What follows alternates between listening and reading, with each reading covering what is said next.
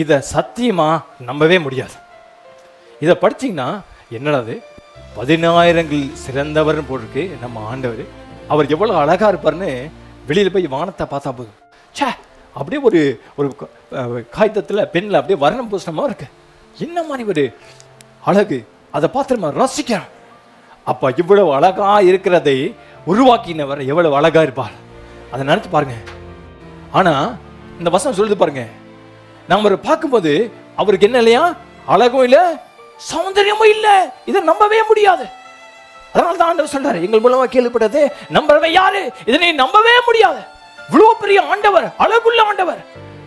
அவ்வளோ அவருடைய பார்க்கும்போது ஐயோ, இப்போ யாராச்சும் பார்த்தோம்னா ரொம்ப அழகா இருக்காங்க அப்படி நம்ம சொல்றோம். மறுபடியும் பார்க்கலான்னு இருக்குது, அந்த மாதிரி ஆசையா இருக்குது.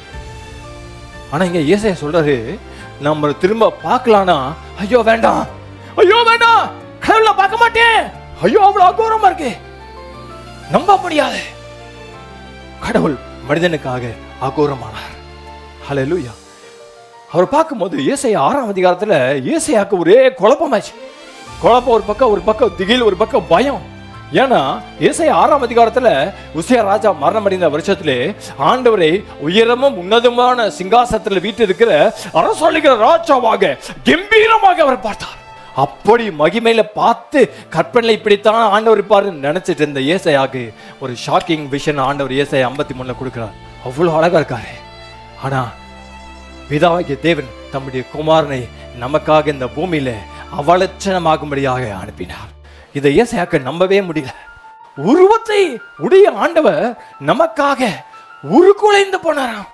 அவரு பூமியில் இருக்க ஒரு மனுஷனுக்காக, ஒரு கேவலமான இன்னைக்கு இருந்து சாயங்காலம் மறைஞ்சு போற புல்லின் பூவை போல் இருக்கிற மனுஷனுக்கு ஆண்டவர் தம்முடைய ஷேப்பை, ஃபார்மை இழப்பாரா?